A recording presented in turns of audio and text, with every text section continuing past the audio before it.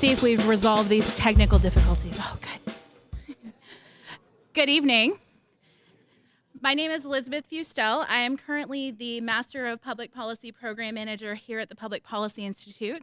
And on behalf of Jacksonville University, the Institute, and our director, Rick Mullaney, I would like to welcome you all to our 6th annual Hesburgh Lecture. Director Mullaney is unable to join us this evening for a very wonderful reason. His daughter was recently admitted to the Illinois bar, so he is actually in Chicago for her swearing in this week. So he sends his regards and thanks you all. Now, over the last 6 years, the Institute has been pleased to partner with the Notre Dame Club of Greater Jacksonville to present an annual lecture that truly exemplifies and furthers the Institute's mission and core values to educate and train a new generation of leaders and to provide a neutral, nonpartisan gathering place for the community to have civil discussions about policy issues and questions. This evening's presentation is incredibly timely, as so many of you know. We're fresh off the heels of an exciting election that still seemingly isn't over, and has really shaken up the balance of power in so many offices, both locally, state level and federally. We're experiencing a time of political unrest and uncertainty, and that's translating to our international relationships as well.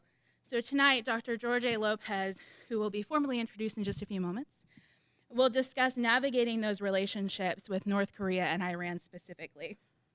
Following his presentation, we'll have a moderated discussion with JU's own political science professor, Michael Pamonte, who you might have seen recently on First Coast News during election coverage. And followed by that, we'll actually have some time for your questions. So if you have any questions about recent occurrences in North Korea or Iran, please save those for the end because we want to hear and be able to answer those. So at this time, it's my pleasure to introduce Ann Roy, the current president of the Notre Dame Club of Greater Jacksonville, to welcome you from the Notre Dame Club. Ann?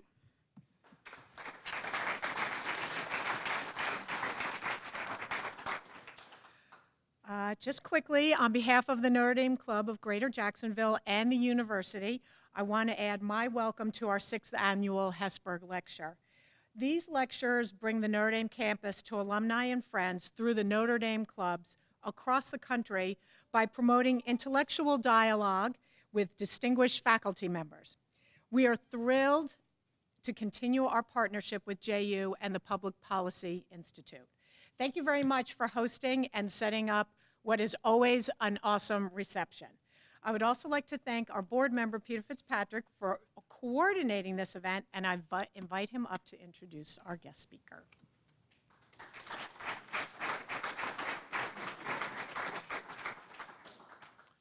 Thank you very much, and good evening to everyone.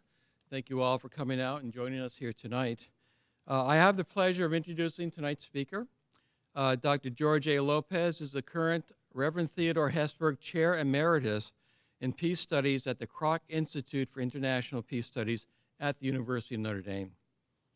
After growing up in Brooklyn, he earned his bachelor's degree at St. John Fisher College in Rochester, New York, and his master's and PhD degrees at Syracuse University's Maxwell School of International Relations. Dr. Lopez came to Notre Dame in 1986 as part of the founding faculty of Notre Dame's Kroc Institute. In his 30 years in Notre Dame, he won numerous teaching awards and has published extensively in both academic and popular publications. In recognition of his more than 200 radio and television interviews on topics of peace, violence, economic sanctions, and human rights, he was awarded Notre Dame's Media Legend Award. As an expert on peace building and economic sanctions, Dr. Lopez has advised international agencies and governments and has written or edited 7 books and more than 50 articles on these issues. Among other activities, he's served on the United Nations panel of experts for monitoring and implementing UN sanctions on North Korea, and he served as vice president on the United States Institute of Peace in Washington, D.C. He now frequently writes for The Hill regarding issues of sanctions on Iran and North Korea. And next week, he'll be back in Washington testifying before the Lantos Commission on Human Rights on the use of sanctions to prevent mass atrocities. So we're extremely fortunate and honored to have him here with us tonight. So please join me in welcoming Dr. George A. Lopez.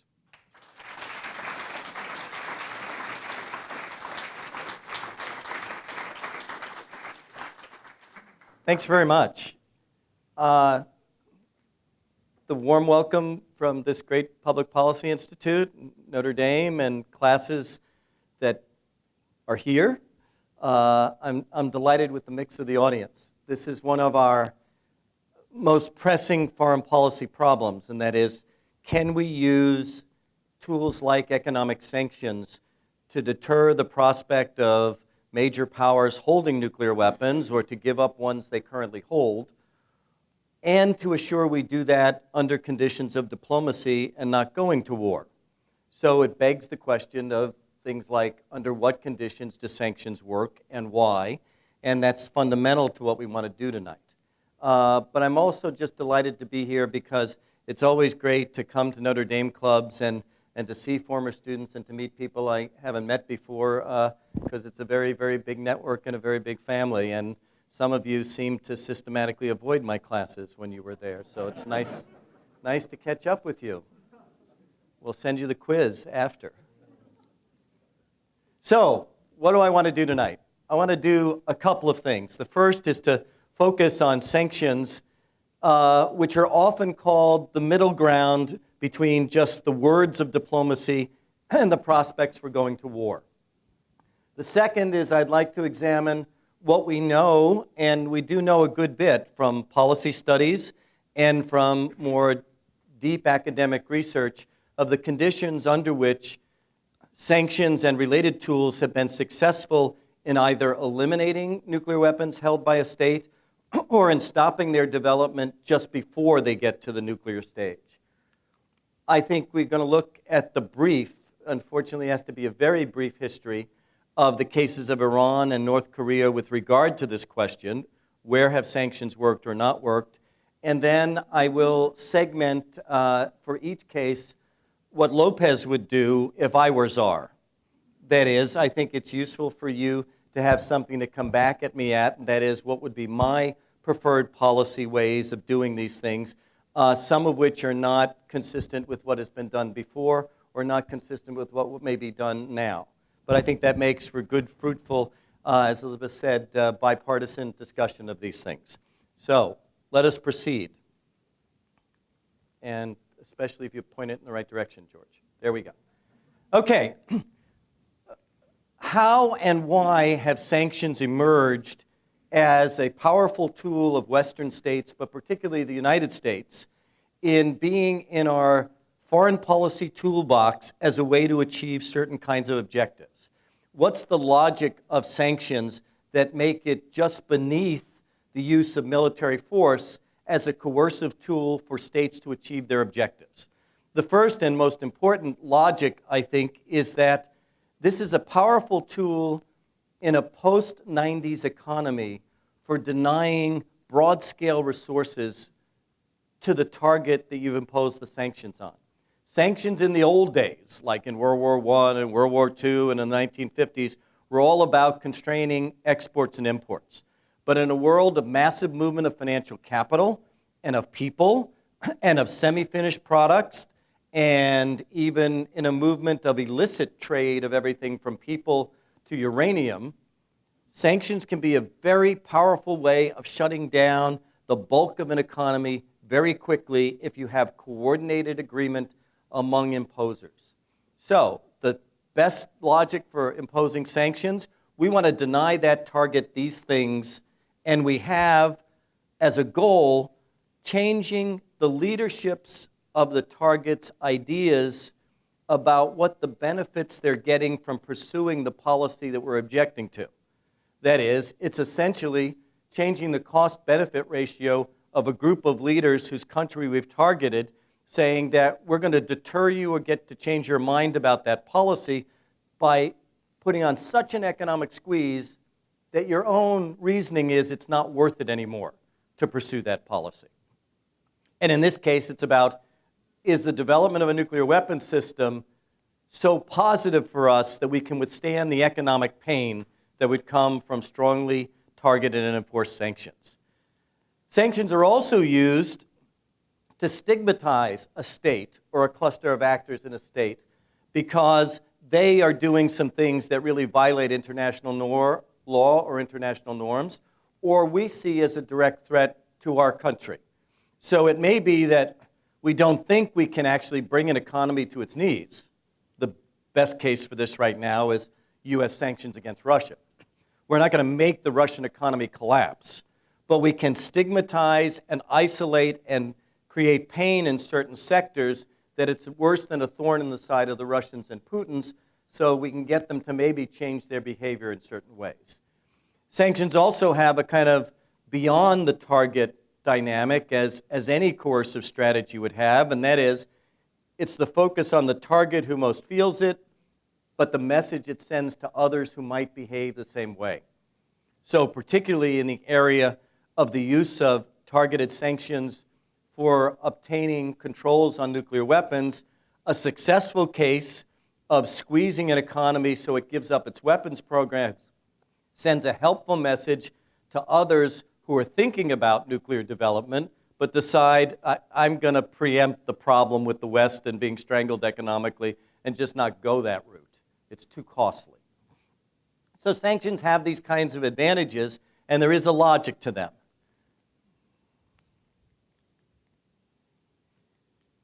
There we go. Now, what does the world of sanctions look like since the first sanctions were imposed globally in a post-Cold War world? With the invasion by Saddam Hussein of Kuwait in August of 1990, we began in the Western world and also through regional organizations and the UN, a new application and large-scale use of this technique. In terms of the UN itself as the largest collection of global commitment to invoking sanctions against a target, we've had 19 different regimes operate between 2000 and 2014. A number of them have accomplished their goals, such that there are 15 now in operation globally, and 5 of them are against terrorist groups in large and different ways. ISIS, Al-Qaeda, the Taliban in Afghanistan, those perpetrating near genocide-like conditions in conflicts in sub-Saharan Africa. So 10 of the regimes have to do with other things like helping to improve human rights, trying to constrain nuclear weapons, or trying to bring an end to a border conflict or an internal war. It's not just the United Nations, of course. Other regional organizations like the European Union and the African Union also engage in their own sanctioning cases, often using the UN resolutions and sanctions cases as a springboard, but then going into more specialized concerns where their economy is related to the target's economy in certain ways that they can get special leverage. The European Union, our partner in the United States in many regimes, has 370 separate sanctions operative cases at this moment. Here's how quickly things move in the sanctions world. When I updated my slide here on Monday, OFAC, the United States Office of Foreign Asset Control, had 50 separate financial sanctions programs against 10,000 individuals or entities. The Treasury and U.S. language for this are Specially Designated Persons List, SPD. It's not a transmitted disease. It's really a sanctions program.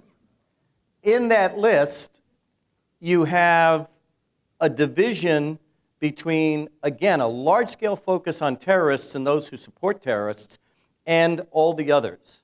To that 5,500 of all the others, you can now add 700 whose sanctions went into effect as individuals or entities on November 5th, because that's the new sanctions on Iranian individuals or entities. And we'll talk about that in a bit. So we're now in a position in which Treasury has entire divisions of people monitoring, imposing, evaluating, and updating sanctions, and either adding people to a list or dropping people from a list. Now, in that world of sanctions, we've come a long way. When the UN, the US, and Western Europe invoked sanctions against Saddam Hussein for his invasion of Kuwait, we essentially used general trade sanctions, and Iraq was a great target. 98% of its trade was oil. So once you lock down the trade of oil, you lock down the economy, and you can put on the squeeze.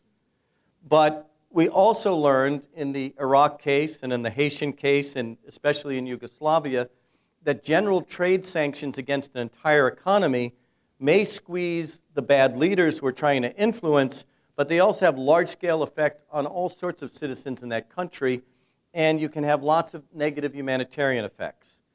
The concern about negative humanitarian effects was significant in making the UN, the US, UK, and others explore how could you still use large-scale, strong coercive economic tools, but preserve, in a sense like we do in war, the integrity of the innocent. That question emerged at the same time that the global financial system was becoming more and more united, and as we learned of the relative success of the pursuit of drug illicit networks meant not only capturing the drug exports, but being able to discover where and how these people moved money, and in particular how they laundered money, and how they created shell companies for the movement of illicit money, or how they bought real estate buildings in Miami like crazy to hide drug money, which they later would sell at a different price and convert back to cash.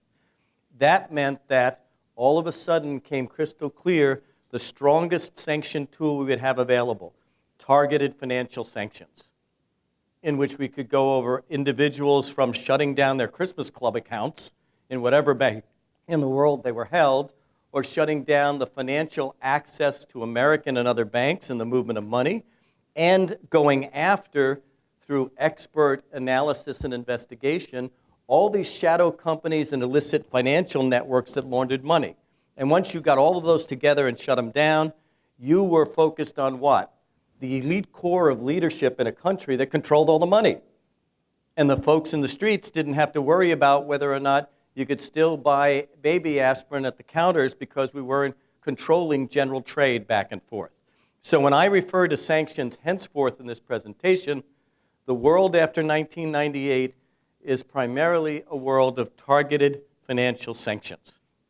And it's not a surprise then that places like the United States Treasury, where the bulk of the globe wants to do its work in dollars, can be a very, very powerful and influential actor. If you wake up one morning and your bank, yourself, and your entire family has been placed on the list, and in addition to that, they revoked your passports for entering the United States, you're on a no-fly list, and various other kinds of things. So this is a powerful tool, but the world is dramatically reinforcing. You could have UN sanctions backed by US sanctions, backed by EU sanctions, and then uniquely targeted financial sanctions against a target. We've learned some things over time. From the 19 cases, from the 400 other cases that were smaller through regions and individual foreign policies, one might say, you know what the blueprint of success is. I think the first and most critical aspect of success in terms of the leaders who will impose sanctions, who will manage the sanctions, who will use it as a diplomatic tool, is to understand that they are only a tool. And they're a tool that works precisely in certain kinds of ways and will only be effective or as effective as the policy you've set up that they're meant to serve.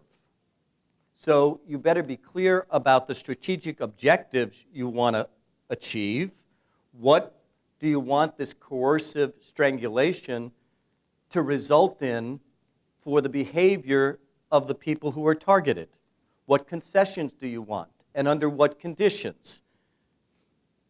Unless sanctions continue to be part of a whole host then of diplomatic tools, even if they're the biggest hammer, they've got to be remembered to be only a tool. What we lost by 1994 with Iraq is sanctions became not the tool but the policy. The sanctions will stay on, they'll stay on, they'll stay on until the nuclear weapons are gone. No, they'll stay on They'll stay on until Saddam is gone. They'll stay on until we invade and then make sure that Saddam's gone and there are no weapons. And guess what? There's still over 200 Iraqis individually under sanctions for the role they play in disrupting the regime that we helped install. And ISIS and other factional terrorist groups in Iraq. So, you can't lose your way. You can't, let's say, be so committed to the sanctions and so saying, we're waiting for the sanctions to work, then we'll tell you how it's coming out. You've got to have the sanctions deduced from and linked to the wider objectives continually stated that the other side can understand. Why? Because of reason number 2. Sanctions are meant to hurt. They are meant to enrage the target, but for a purpose, to engage the target. 80% of successful sanctions cases are successful because the sanctions have led to a systematic bargaining between imposers and targets as the primary way to achieve concessions that you want. It's not that sanctions work because at some point an economy and its leaders scream uncle and say, we give up, you're right, we'll do all these good things. And they do it, and then you take off the sanctions. That's not how it works. The way it works is much more like labor management relations when you go on strike. Sooner or later, for the good of the order of both sides, it gets to be worked out. If you have extremely punishing sanctions with only isolate the target, those sanctions sooner or later are bound to fail, no matter how much they hurt the target. Thirdly, sanctions best work when they are imposed not at the maximum level, but with clear messages to the target that today we're doing this and this and this, and it hurts, doesn't it? Then yet we reserve the right to do this and yet to do that. And two things begin to operate as we learn more in the minds of targets. That is, you take the big hit and you think you can withstand it, but then the second one comes and it becomes much more pronounced. And now it's not just that the third might be yet more economic pain, it's that, what? Sanctions are supposed to get them to think about the cost-benefit ratio here. Now the threat of the third level, the threat of the fourth level, creates more tension in the targeted regime that they have a decision to make. That's not a partisan statement. By the time I get to talk about maximum pressure, it happens to be the way the data of history for 27 different cases work out. Escalatory sanctions achieve their objectives in part or in full more than massive sanctions that punish and isolate. Now, how successful have sanctions been in the narrow policy area of deterring the development of weapons or denying nuclear weapons to continue and to be given up? Here's the cases that we have, such as they are. The first UN case of sanctioning a country for its development of nuclear weapons was embedded in the very resolution in which the UN sanctioned the apartheid white government of South Africa for its race relations policy. And most people don't understand this. It's right to call the sanctions imposed on Rhodesia and South Africa as two of the first sanctions cases that were pro-human rights and led to change. They played a role as one of the many tools. But embedded in the South African one was the special concern of the Security Council members with the development of a large-scale weapons system and a uranium enrichment program. The dilemma was that, as only the second major case of sanctions that the UN imposed since 1945, they didn't feel they could make it mandatory that all countries join in this isolation and punishment of South Africa. So the sanctions were voluntary. So it's primarily the UK and the United States that work very strongly behind the scenes until the early 80s to get the South African regime to give up its radioisotopes, to cut back its nuclear development program, and then they planted a seed of promises. When the apartheid regime is going, we will help the development of a major electricity system within the country that's not dependent on nuclear power. So, the first role, minor role of sanctions for controlling nuclear, South Africa. Brazil and Argentina were in a serious arms race in the 70s and 80s, and both with large-scale populations, skilled in engineering, science, and the like, and large-scale resources, had a bent towards being the first power in Latin America to hold a nuclear weapon, especially because it gave them advantages over this rival. The United States quickly decided that we'll impose technological sanctions on both groups. The Europeans joined in, and quickly it became apparent that the sanctions weren't going to work per se. And a smart group of U.S. officials went down to both capitals, met with people, and decided, we're going to pull the sanctions inside out, because what's the opposite of we're withdrawing assets from you? It's we're bestowing assets on you. So the opposite of the sticks is the carrots. The opposite of the sanctions is the incentives. So yes, the West bought its way into a nuclear-free Brazil and Argentina, which created momentum ultimately for the Treaty of Tlatelolco, which made all of South America a nuclear-free zone. India and Pakistan, the greatest example of failed sanctions, partly because the sanctions were barely slaps on the wrist, and partly because the West hadn't figured out how even the competition between Indian and Pakistani elites was playing the West, so that their competition and the fear that war would break out would be so strong that no Western state wanted to impose heavy sanctions on one or both of the countries lest you lose influence. And in that early development of sanctions logic, we hadn't figured out the principles I noted before. By late 1990s, both of these states are full-fledged nuclear powers. Sanctions didn't work. Libya had been under sanctions from the UN and Europe and the US for a good number of years in the 90s and early 2000s because of its support of terrorism. And we became increasingly concerned about what we were observing in the development by Gaddafi of a chemical and a nuclear program. He was caught red-handed with a number of shipments, and he was given a choice in 2003 about what to do about this. Since sanctions had been lifted after he turned over the terrorists responsible for the Lockerbie bombings, he was free of the sanctions from terrorism, and the economy was starting to grow, but then he was going to face even more massive sanctions. So he gave up the uranium, he gave up the gyroscopes, we took apart the centrifuges. Now most, if not all, of the uranium and those isotopes that came out of Libya are in Oak Ridge National Laboratory in Tennessee to stay forever. Successful threat of sanctions. The sanctions regime against Iraq worked. There were no nuclear weapons in Iraq. There were no biological or chemical weapons because the 10 years of imposition of a sanctions regime had actually been successful. The Iraq case tests us on how we can monitor sanctions effectively enough to know when we're already winning and not to take risks and plunge ourselves into a war of choice when the policy we used actually worked.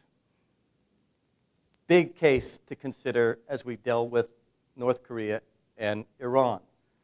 The bargaining model played out after large-scale escalatory sanctions against Iran and led to the joint agreement that prevented the development of nuclear weapons in Iran, the closing of the Fordo nuclear reactor system, the shutting down and the destruction of the core at Tanance and various other places.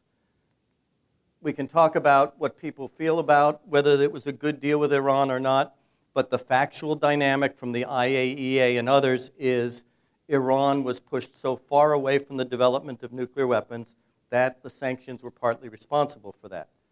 DPRK is in process, and we better get there. Let's give the short history of how sanctions come to play in dealing with the development of sanctions in North Korea. First, this is a country that began dreaming about and envisioning a nuclear program to stand up to the South and the West since the late 1950s, with no technological or resource ability to actually do it, but they had the intention and the goal.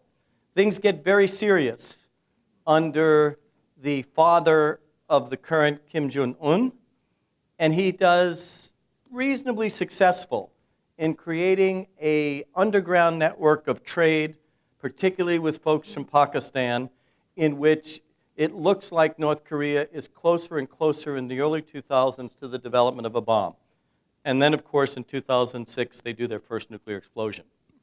The world decides we've got to impose sanctions to find a way to shut this down, in particular to convince him it's not worth it. Like most good logic of sanctions, the goal there is how do we deny the North Koreans access to the material that they'll need to continue to make the program thrive? How do we deny them the technology of nuclear reactors, whether light, water, or plutonium-based? How do we find a way in which we can make sure they don't get the high-level aluminum to make centrifuges? How do we make sure they've got no highly refined ball bearings to make the system work in terms of launch mechanism, et cetera, et cetera? And from 2006 to 2011, the bulk of that is capturing and constraining so much trade, we're under the illusion that this thing is really working. Yes, they have the ability to explode 2 or 3 explosions, but they don't look like they can launch, they don't look like they can maintain it. Yeah, they're stubborn, they're bombastic, there's a lot of propaganda, but we're safe. Then comes along Sid Hecker, a wonderful physicist from the Accelerator Lab at Stanford University who had had long-term contacts with North Koreans and was a trusted scientist, and comes back in December of 2010 and says to the world, here's what I saw. They proudly showed me 600 spinning centrifuges. They have the ability to reduce uranium to a very, very fine core in which they can develop the following kinds of bombs. I estimate they have 14 to maybe as many as 20. And all the experts go, wait a minute, that can't possibly be. And then the panel of experts at the UN goes on a fishing expedition to figure out how could that have been? How could we have been so wrong? And that's where we discover the linkage to the Khan Pakistani network, to the way that the Russians have been helping to build nuclear reactors secretly over the years. And all of a sudden, our sanctions policy shifts from let's keep bad goods out from going to North Korea, and let's just watch what the North Koreans are trading to make sure it's not bad things that will yield them expensive nuclear items. We shift the sanctions strategy dramatically. That we've got to prevent suppliers and illicit networks of nuclear material and refined gyroscopes and guidance systems. We've got to keep that out. And we've got to be better about how we sanction the Pakistans and other countries from getting these bad supplies in. By 2015, with more and more tests, there's a recognition that this is even a stronger nuclear power than we thought it was. What are we doing wrong? Well, what we're probably doing wrong is we're permitting this criminal regime that is earning lots and lots of money through various networks, from drugs to other kinds of trafficking, from getting enough money that they can keep not only their elites happy, but they also can keep buying precision-guided systems that they can't produce themselves. So the good old rubric, follow the money, is perfect here. And from 2015 on, our goal is to shut down the ability of North Korea's leadership under a very smart capitalist, Kim Jong-un, who knows how to work the illicit financial systems better than any of his predecessors, to do so in a way in which we can constrain them financially. That becomes very successful by 2016 and 17, which then puts the Trump administration in a better position than anyone before to go after not only financial dynamics and to use that to your political advantage, but also then to directly say to China, you're the last vestige of goods and trade and normal economic exchange that's keeping these guys alive, so we need more and more of your cooperation. Sorry. So, enter President Trump. He tries 2 new approaches here: the maximum pressure strategy and Don't give me 36 nuclear experts working with their nuclear experts about how we're going to control these things. I'm going to meet one-on-one with the leader. We're going to agree to what's going to happen, complete denuclearization in a peaceful world, and then all the rest of you are going to fill in the blanks. And in the Singapore summit, it looks like, wow, this must be working. Secretary Tillerson was a little bit more skeptical of this. He believed that we needed to go back to the successful diplomacy of prior times and put all the states in the region around the table.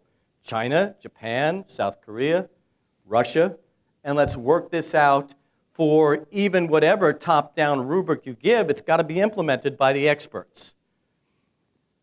Trump is listening much more to his conservative advisors who say this maximum pressure strategy is going to strangle them before long, will either get them to capitulate outright, scream uncle, and agree to a process of denuclearization quickly, or maybe we could just do selective bombing to reinforce the sanctions and decapitate the leadership, and then it'll work. The unplanned entrant into the field of dialogue here was the victory by President Moon in South Korea with a large-scale program of how to re-engage the North. And in a sense, the South Koreans take the diplomatic road and take the diplomatic advantage of getting not only strong symbolic interaction, but they help de-escalate the rhetoric. They help put the focus on the fact that even if there's maximum pressure, we can still make all kinds of inroads to decide we're on the road to denuclearization and peace. And I think where we are right now, especially with coming on board of Mr. Pompeo and Mr. Bolton, we're in an internal discussion between those hardliners on North Korea and other factions in the US government and people like me on the outside who believe it's time to get deeper into the weeds of this.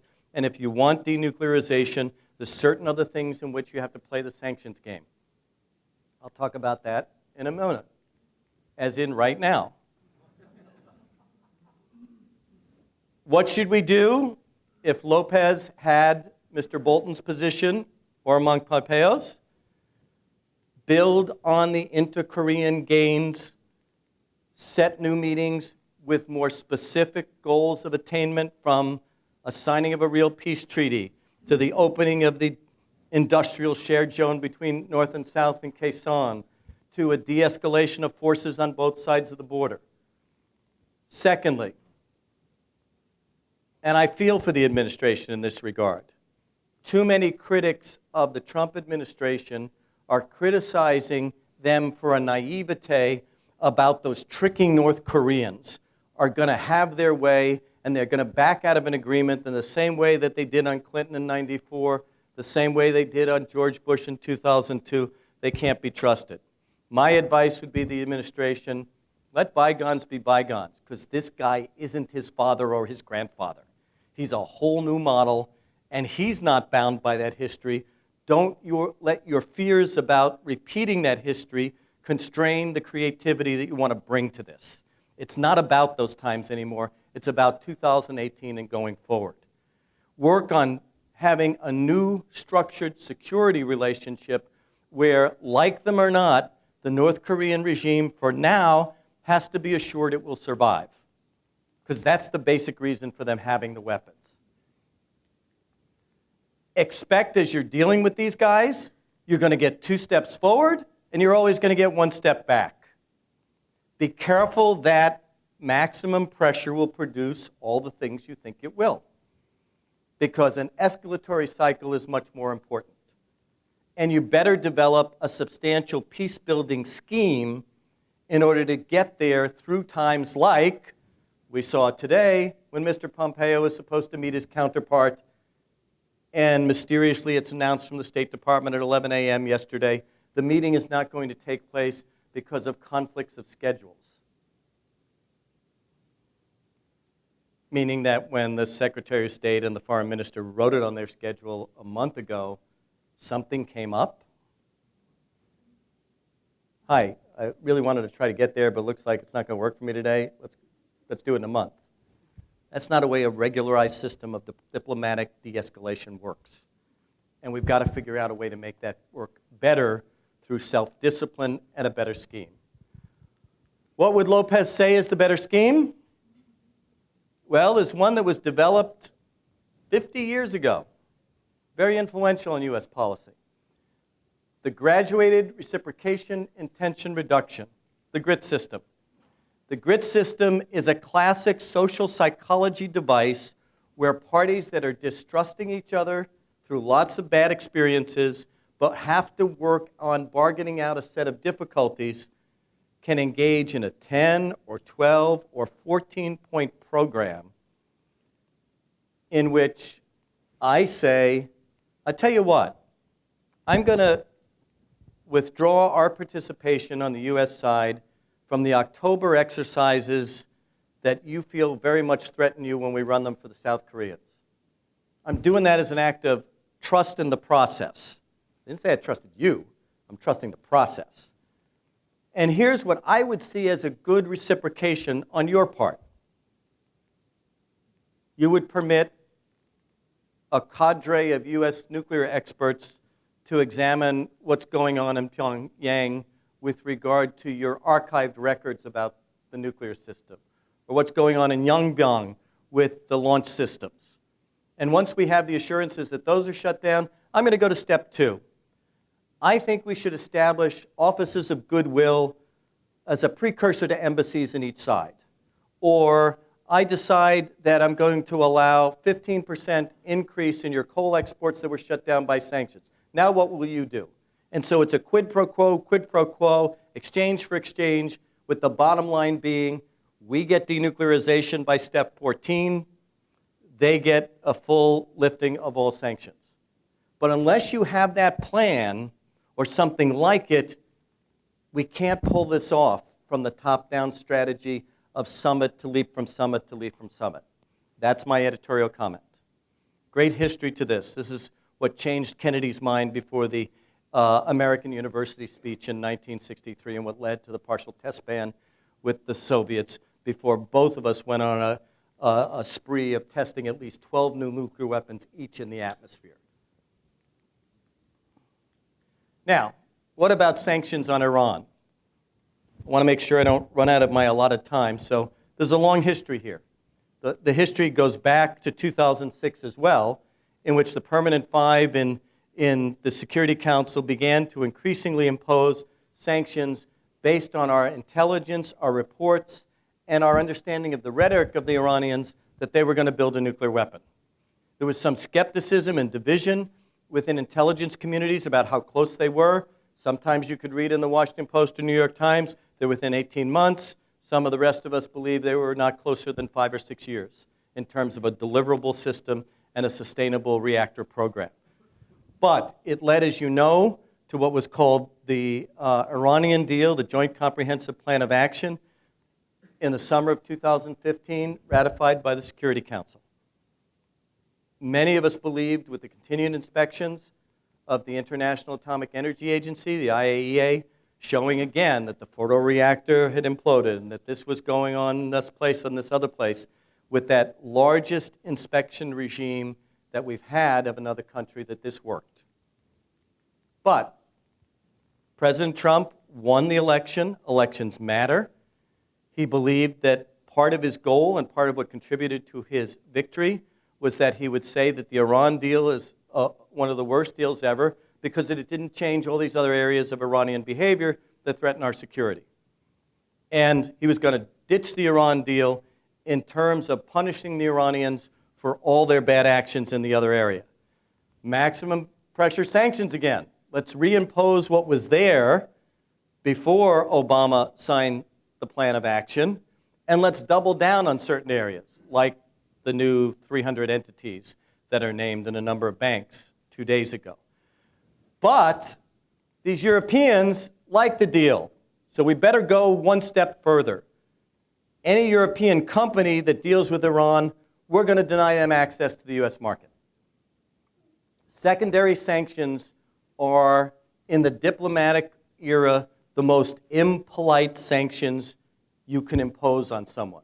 That's before we get to the economic dimensions of them, okay? So if you want to know what diplomatically really irritated our European partners, besides a number of other confrontations with Trump, the notion that you were now intruding on their economy when they believed an agreement they signed in international law should be upheld. You're penalizing them for upholding international law because you wanted to withdraw from it. None of us in this room can agree that they're right, but that is the way the Europeans felt, which led to some of these difficulties. Mr. Trump feels very, very strongly about an alliance with Israel and Saudi Arabia, who are the two strongest opponents in the region of Iran. And his conscious appointment of Mike Pompeo and John Bolton, who have believed in going to war with Iran, significantly sent a message to the Iranians about where this is going. So we have an end to the Iran deal in phase 1 in May, and the completion of that this week. Secondary sanctions on friends, and also some tariffs on friends. In June, Mr. Pompeo lays out 12 points that the Iranians must agree to in order for sanctions to ever be lifted. There's never been a sanctions case in which there have been more than 6 points in which you expect another side to adjust their behavior. And there's a message there. Do you want the sanctions to succeed or not based on what we know from the history of past sanctions? Now, more publicly, after the points and the end of the deal have been made, you can find multiple examples of Mr. Bolton and particularly Mr. Pompeo saying the real goal of these sanctions is to change the regime in Iran. And some of us are old enough in this room to have heard regime change before as a foreign policy goal. Is there a coming war with Iran? Here's the scenarios that may play out. The theories that link sanctions, diplomacy, and the possibility of war. Theory 1, hey, Mr. Trump has been able to pull it off with North Korea. The maximum pressure has led to summits. We're not nearly as nervous about the outbreak of nuclear war as we were a year ago at this time. It's all working, and it'll work with Iran. Give it patience. Theory 2, U.S. and Iran hostility about these sanctions will continue to escalate rhetorically, but then in Syria, either on purpose or by accident, U.S. and Iranian-backed forces engage in some hostilities. There's a big incident or two, and the United States feels that we're about to need to strike directly to Iran because the forces that they supported attacked Americans in Syria. Theory 3, it's not going to be by accident that way. In fact, fighting breaks out between one of our strategic allies, Saudi Arabia or Israel, with Iran, and because of alliance commitments, we're drawn into a direct war with Iran. Or theory 4, as I think seems to be playing out, Iran takes none of this bait whatsoever. It continues to live according to the JCPOA. It's trying to work things out in Europe, but it's not going to change its behavior in certain other areas that the U.S. objects to, while the U.S. is saying its purpose is to overthrow the regime. And theory 5, the U.S. provides or finds a mechanism whereby there's something that happens internally in Iran that leads us to engage in a kind of humanitarian intervention to overthrow the regime, looking an awful lot like March 2003.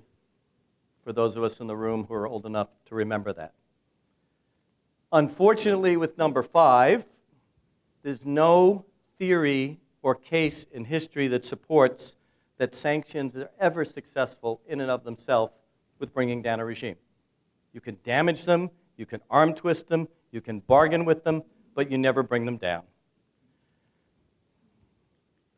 So, my advice for U.S. policy towards Iran: we better start a broader national dialogue than the one that occurs between 7 individuals in the National Security Council and the White House with regard to where do we want policy with Iran to go.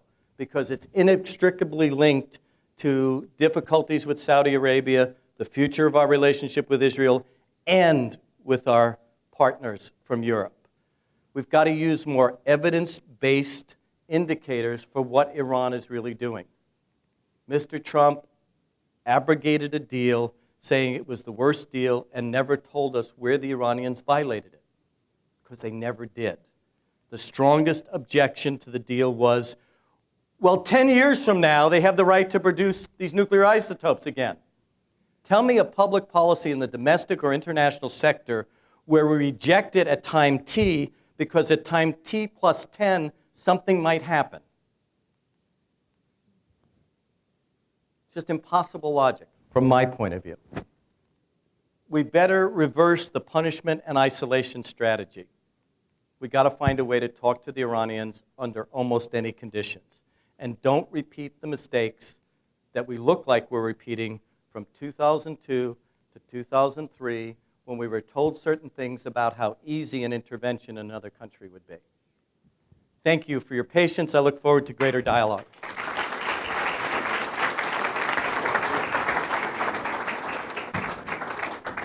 My first question is, leaders of other nations, specifically in Europe, have condemned the actions of the Trump administration to pull out of the Iran nuclear deal.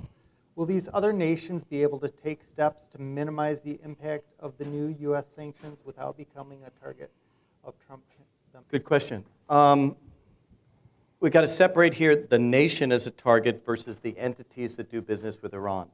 The goal of the secondary sanctions is to constrain the businesses that do work in Iran from doing that work at the cost of not being able to do similar work in the United States.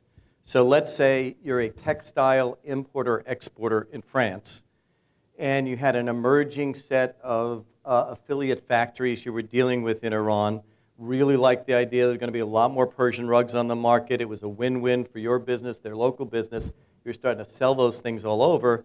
But you also own major carpet-producing companies in the United States. The United States business is $12 billion a year. The business with Iran is $1 billion a year. What are you going to keep? You're going to keep the business in the United States. You're going to close out Iran. So the constraints on businesses are real. The constraints on the states are that the states, which have signed an agreement with Iran that we're now opening up economic exchange, now look like they're not strong enough to protect the economic exchange between the Iranian business people and the French business people. And a government doesn't want to look that way, especially when none of it is through their doing and the other side hasn't committed an offense.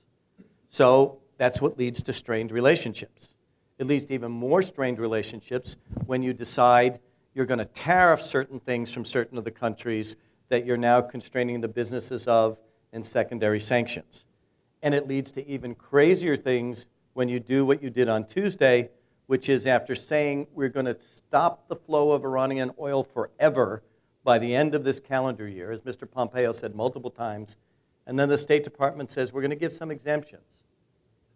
And you list 7 nations that have exemptions.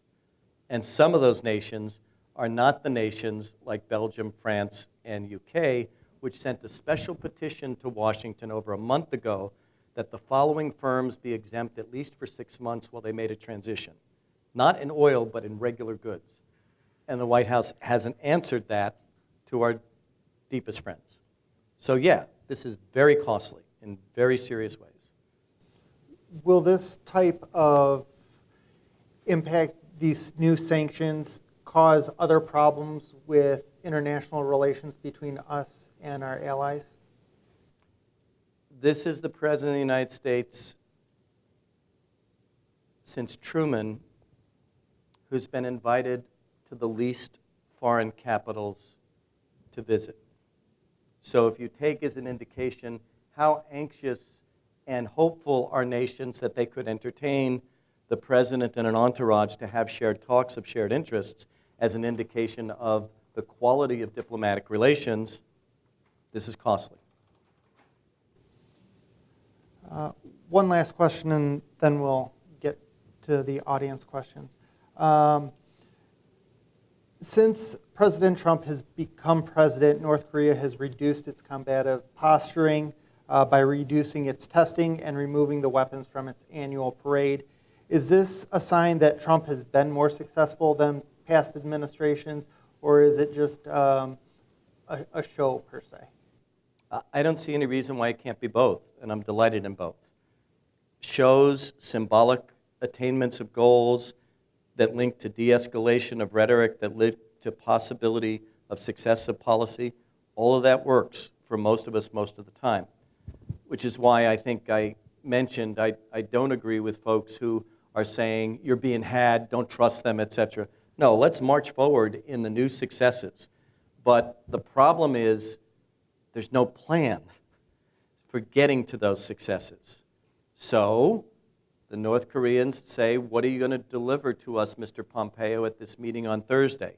We have 4 things on the table. We'd like a signing of a peace treaty, or we'd like the reduction of sanctions, or we'd like to make sure that if we agree with the South Koreans, we open up industrial exchanges, and you don't rule that out by putting tariffs on the South Korean goods. And which one do you want to agree to? And our response is, we want complete and verifiable and immediate denuclearization. So there is success in the fact that we have the dialogue. There is success that the proposals are on the table. What there's not is a map for how to put them together and how to understand that you've got to dig in for anywhere from 3 to 5 years of trial and error and small concession and concession and concession, and you can win this thing. You can win this thing. You can't win it without opening a diplomatic office in North Korea. You can't win it without having a bevy of bureaucrats who know nuclear materials, who know North Korea, and who know economic developments in North Korea as a huge entourage following Mr. Pompeo. We can't run it with 3 people deciding they'll decide how they'll bargain with North Korea. I got in a lot of trouble, as I told a couple of you at the thing before we began, when I had some State Department people to my left at a big conference in Canada and Canadian ministers to the right, and someone said, how excited are you? What makes you think about success or nervousness about the Korean bargaining? And I said, the first time we do a serious negotiation, there's going to be 27 North Koreans, each with discrete expertise in how to do denuclearization and improve economic relations. And there's going to be Trump, Pompeo, Bolton, 2 or 3 other people, Susan Thornton, who's still the acting temporary undersecretary for Eastern Affairs in the State Department, and nobody else. Maybe Mr. Mattis. We don't not only fail to have a bench for dealing one-on-one with Korean experts, we don't have a starting lineup. So I don't know how you make this work unless you're intentional, clear, and move it beyond what can be shown at the press conference and put bureaucrats together for weeks at a time to figure out what you're going to exchange for what and get to that 14-point system. I'm sorry to be so partisan on this because I don't consider it partisan. I consider that this is what American national security is on the verge of attaining if we're only capable enough of doing it. Thank you very much. Now we'll turn it over to the audience. I don't think your comments are partisan at all, and I strongly agree with what you're saying. John Bolton was the guy who was behind the Iraqi fiasco, one of the drivers of that, as I recall. I'm old enough to remember that. And the Iraqi occupation by the United States was what reinforced the hardliners in Iran in their 2004 election, where they elected Ahmadinejad rather than a Green candidate. So we've helped create that problem by taking over Iraq. My opinion is that a guy named Netanyahu is the guy that's afraid of the Iranian nuclear weapon, and candidate Trump listened to him more than anybody else and they'd ignored the fact that they destroyed that reactor that made plutonium. They had a big stock of plutonium. We knew how to make a plutonium bomb 70 years ago, and we did it without testing. It worked. Iran could have built a nuclear weapon and have them today if they had not signed that 2015 agreement, and we'd be in really deep doo-doo. So I encourage you to strongly keep going, because my opinion is that by withdrawing from the Iran deal, we've basically told the world you can't trust the United States anymore to live up to its obligations, and that is an extremely dangerous path that we've taken. So keep up the good work. Well, I'll go back to 2 dimensions of how to make this work. One is you make the set of demands at its best in straight diplomatic dialogue across the table. Here's what we're having trouble with here. Here's what you've got to stop here. Here's what we want you to do here. Here's the timeline. And secondly, what's the quid pro quo? Because we already have sanctions on them about this. We've added new sanctions that have nothing to do with terrorism to bring down the rest of the economy in the name of saying it'll affect their behavior on terrorism. I don't make that link, so I would make a different link, which is, here's the stick, here's the carrots. Help us deal with the Russians to get you both out of Syria. Or secondly, help us de-escalate Hezbollah, because you know, and the Iranians do know, and we know that the dilemma in Lebanon is going to be when all those Hezbollah folks who have the taste of blood on their hands come back to Lebanon, and they're not going to go back to the marketplace and the barracks quietly. So the Iranians and the Lebanese have a shared security problem on their hands once the Hezbollah fighters come home. So how do we demobilize, defang Hezbollah, which will be in Iran's medium to long-term interest, not their short-term one right now when they're the proxies fighting in Syria? Solve Syria, keep the agreement, and march on, and have a plan. Is it okay for this to take 3 years? Probably. Will Mr. Netanyahu feel real good about us sitting down with the Iranians? Absolutely not. And please don't get me wrong. I love Israel. I've had lots of Israeli students. I have tons of Israeli colleagues. But if you love Israel, this Iranian policy is a bad policy for us and for Israel. You've been a wonderful audience. Thank you for this format. Thank you so much. Thank you very much. Thank you.